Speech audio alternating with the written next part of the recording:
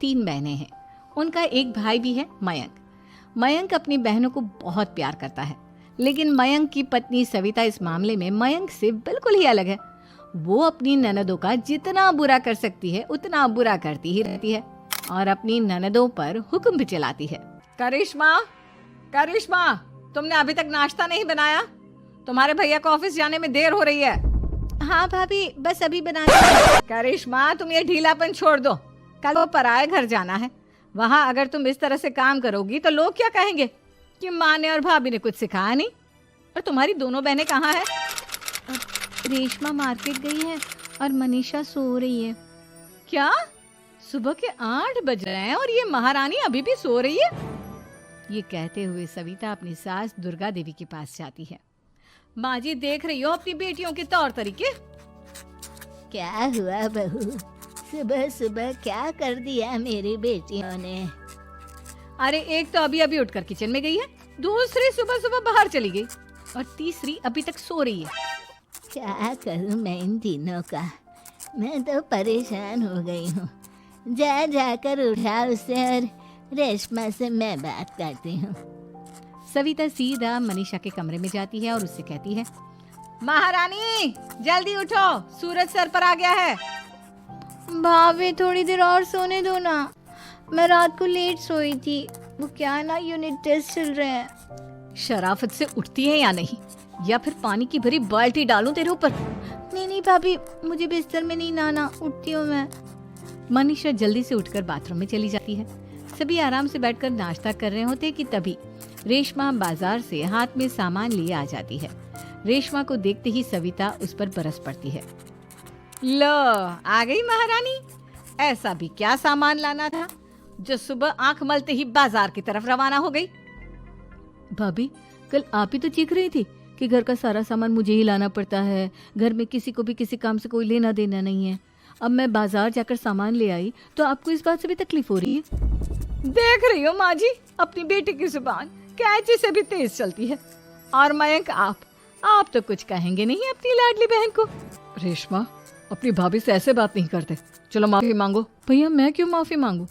आप भाभी से बोलिए ना कि हम पर कम हुक्म चलाया करे।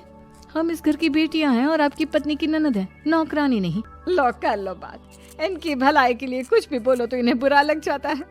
इस घर में यही इज्जत है मेरी। देख लो माँ जी, आपकी बेटी किस लहजे में मुझसे बात कर रही है। सविता वहाँ से चली जाती है।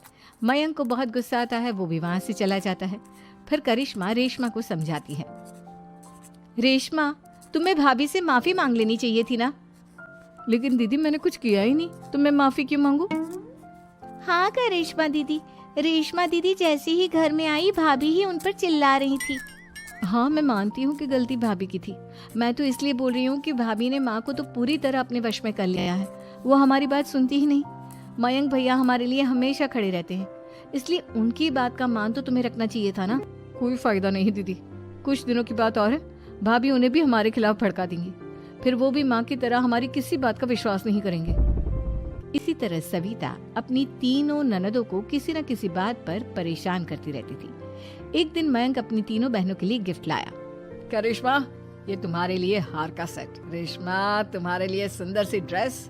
और मनीषा, तुम्हें किताबें पसंद है ना, तुम्हारे लिए किताबें लाया हूँ। थैंक यू भैया। थैंक यू भैया। थैंक यू भैया। करिश्मा, तुम्हारा नेकलेस कितना सुंदर है। ये भैया कहाँ से ले आए होंगे? मैंने भैया को 3 दिन पहले फोन पर ये डिजाइन दिखाया था और आज भैया ये ले आए। सविता तो अपनी ननदों के गिफ्ट्स देखकर जल गई और करिश्मा का नेकलेस तो उसे भी बहुत पसंद आया था। अपनी बहनों के लिए कितना अच्छा नेकलेस लेकर आए हैं, मुझे कभी कोई गिफ्ट नहीं दिया। मैं आज ही ये हार चुरा लूंगी। रात में सविता करिश्मा का हार चुरा लेती है और इसी तरह उसे अपनी ननदों की जो भी चीज अच्छी लगती वो उसे मांगती नहीं, बल्कि रात के अंधेरे में चुरा लेती। इसी तरह दिन बीतते गए और सविता ने मयंक के दिल में भी उसकी बहनों के लिए नफरत पैदा कर दी। एक दिन मयंक ने करिश्मा और रेशमा के लिए रिश्ता देखा और ये बात उसने घर में सबको बताई। माँ, करिश्मा और रेशमा के लिए बहुत अच्छा रिश्ता आया है। वो लोग कल इन्हें देखने आ रहे हैं। आप और सविता मिलकर सारी तैयारी कर लेना।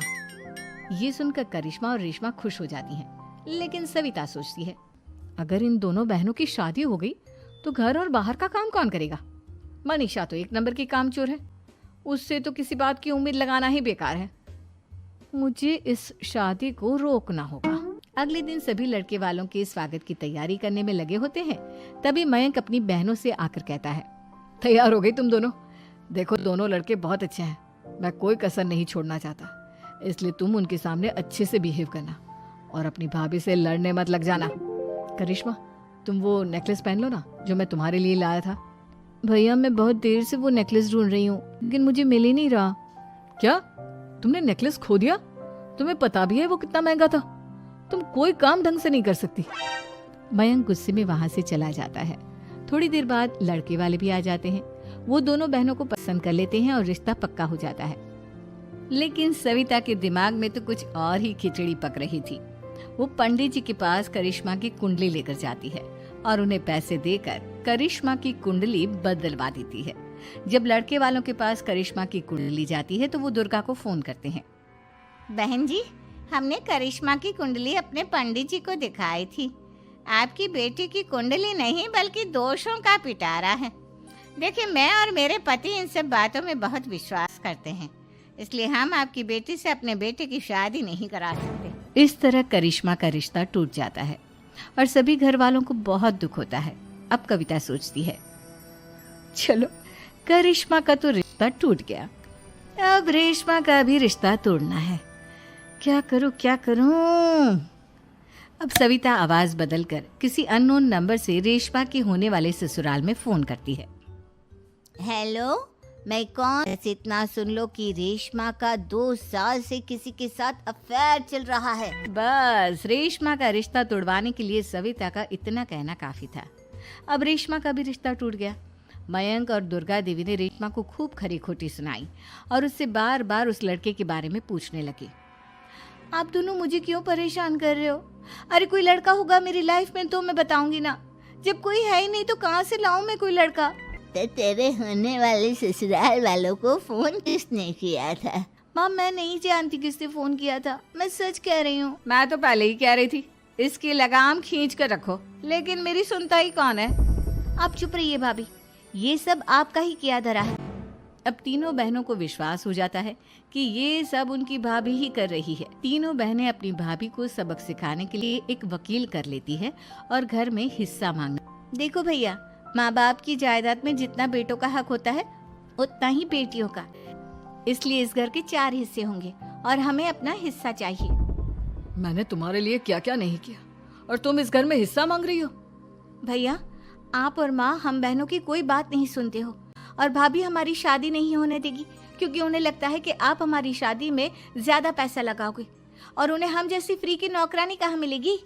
तो हम भाभी के साथ तो रह नहीं सकते, हम बहनों को अपना हिस्सा चाहिए। अरे तुम्हें शर्म आनी चाहिए अपने भाभी पर ऐसा इल्जाम लगाते हुए।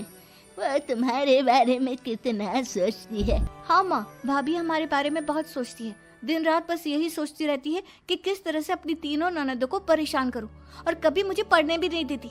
दोनों बहनों का रिश्ता भी तो इन्होंने ही तोड़वाया है और रात में हमारे कमरे में आकर हमारी चीजें भी चुराती हैं। इसी तरह सविता की तीनों ननदें अपनी बात पर अड़ी रही। अब कोर्ट में तारीख भी शुरू हो गई। जब सविता को लगा कि उसकी तीनों ननद इतनी आसानी से नहीं मानने वाली, तो उसने अपने पति और सास को सारी सच्चाई बता दी और अपनी तीनों ननद से माफी मांगी। मयंक और दुर्गा को भी अपनी गलती का एहसास हो गया।